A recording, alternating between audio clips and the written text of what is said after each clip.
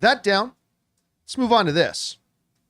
I finally got around to watching the 4th episode of Rings of Power Season 2 yesterday. Another seal has been opened. Best one of the season so far, I think. Mm-hmm. I think it was the best episode of the season so far. Now, look, everybody knows we've talked about this a lot lately. I was incredibly disappointed with season 1. It had its moments, even had an episode or two here or there that I enjoyed. But overall, I was tremendously disappointed by the series. So much so that I wasn't even excited about season 2. I watched the first 3 episodes. You guys have heard me say this. While I was not ready to say, I think this is a good show now, I definitely thought it was an improvement. It's definitely improved. I don't think anybody can deny it's absolutely better than last season was. Question would be, would it continue to get better or would it just decline again? And then I finally saw episode 4 yesterday. You know what? I think it was my favorite episode. And I don't want to get ahead of myself. But if they keep going this way, I might actually say this is a good show.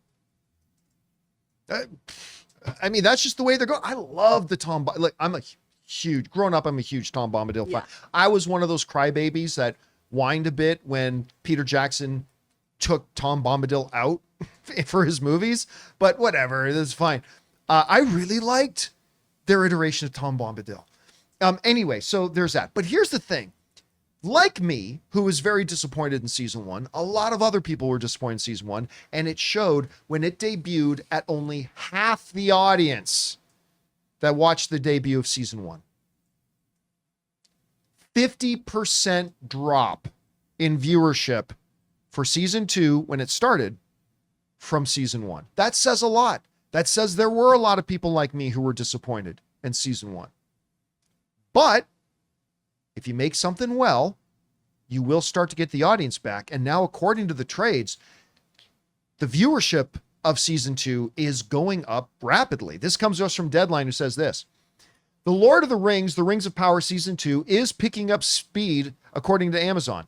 In the 11 days since it premiered, the second installment has amassed 40 million viewers, with 4 episodes currently available. Jennifer Salke, head of Amazon MGM Studios, revealed in an internal memo to staff on Tuesdays. It has been number 1 on Prime Video globally and is now one of the streamer's top 5 TV seasons of all time in terms of total viewership through 11 days. According to the memo, tens of millions have also tuned into season 1 since early August, likely in preparation for season's 2 August 29th debut. This is, again, another example of why week-to-week releases is so beneficial. Because if they had dropped this whole thing at once, it just would have lost half its viewership, and that would have been the end of it. But because they dropped, like a lot of shows do now, a couple of episodes into week 1, then wait a week, put out another episode, right? Word of mouth has gotten out, like me, saying, you know what? If you were disappointed in season 1, they've corrected a bunch of the mistakes in season 2. Again, I'm still not willing to say this is a great show now, but it is an absolute improvement. And being better, word of mouth started to get out. And people started going, fine, I'll go check out, I'll give season 2 a shot. And then they played the next episode and then the next episode. And listen, if they can keep this trajectory going, and I'm not saying they will, I'm saying if they can keep this trajectory going, this season could end up being something pretty good. Still nowhere near the expectations I had going into season 1, because I was expecting, I don't know, Peter Jackson's. Yeah, I was expecting Emmy level wins every year sort of thing. And that was my own fault, admittedly. I was in the same boat. But Chris, you were also very disappointed in season 1. You, like me, have been impressed with the improvement in season 2. What do you think about these reports coming out that the viewership is now climbing? It makes sense because the quality is raising or being raised. I think they've done such a great job, particularly on Tom Bombadil, because in the books, this is a pure folklore character who is left very vague, very ambiguous, and they found such a good way to bring this character in a role of mentorship. And I love that. I love that he's there to kind of usher in the story. I think they're doing great stuff. And also the characters this season are making sense. No, not necessarily sensible. You know what? Choices. I didn't even think about it that way. That's the perfect way to put it. The characters make sense now. Their actions are there for a reason. They have not purpose. just to go, and we want the plot to move this way.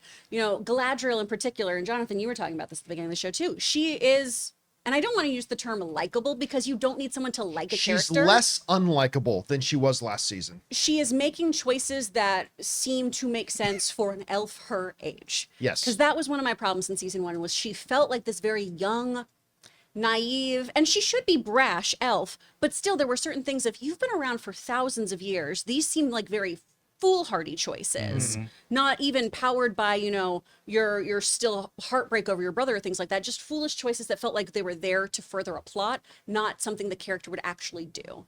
It felt like a this happens, then this happens, as opposed to a this happens, therefore. You know? Yes. And I like that this season is having reactions that make sense, choices that make sense. The Elrond and Galadriel dynamic is so interesting. So good this year. Yes, it is. I love that a lot. I just think everyone is making choices that their characters would actually make, not choices that an Amazon showrunner wanted them to for some reason. The one gripe I still have, I did an open mic last night and this kind of came up. The one gripe I have about this season so far is that the single best thing about season 1 is painfully absent. I need Elrond and Durin together on screen. I need them to find a way to have, because that odd couple was the one truly redeeming thing about season 1. And I just want more of it. Yeah. I really, really do. Anyway, guys, we want to take a second to thank a sponsor of this video, Mando. Guys, I've got to tell you about something that changed my whole body care game. Mando Whole Body Deodorant. Now, I first heard about Mando last year when they offered to become a sponsor of the show, and I was honestly skeptical. I mean, a deodorant can't really control odor for 72 hours, can it? But after using it myself, I am a believer. You can use it anywhere on your body, and I mean anywhere. It's clinically proven to keep you smelling fresh for up to 72 hours without any irritation. I'm loving the Clover Wood scent, but they've got options like Bourbon Leather, Mount Fuji, Pro Sport, and even unscented if you prefer to go stealth mode. I like to use it after the shower, before the gym, or even important meetings. It's that reliable. And right now, Mando's got a killer deal. New customers get $5 off their best-selling starter pack with my exclusive code Campea. That's over 40% off. Just go to shopmando, that's shopmando.com, and use the code Campea. Seriously, guys, if you want a deodorant that's aluminum-free, baking soda-free, and just works better than anything else you've tried, it's time to make the switch to Mando. So don't wait. Control body odor anywhere with Mando. Head over to shopmando.com and use the code Campea and get $5 off your starter pack. Trust me, you're going to love it. That's at shopmando.com. Go and check it out now. Question is for you.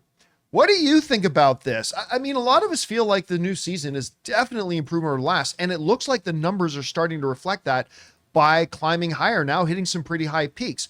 Do you think they can maintain that momentum? Maybe yes, maybe no. We'll find out tomorrow as episode 5 drops, and maybe it'll go right down in the crapper, or maybe it'll continue its ascension. Whatever you guys think, jump down into the comments section below and let us know your thoughts. Hey guys, thanks so much for watching this video. Make sure you like the video, leave a comment, and subscribe to our channel. And don't forget, we have a daily podcast called the John Campea Show podcast, available on Apple Podcasts, Spotify, or your favorite podcasting app of choice. Go and subscribe to it today so it'll be there when you need it.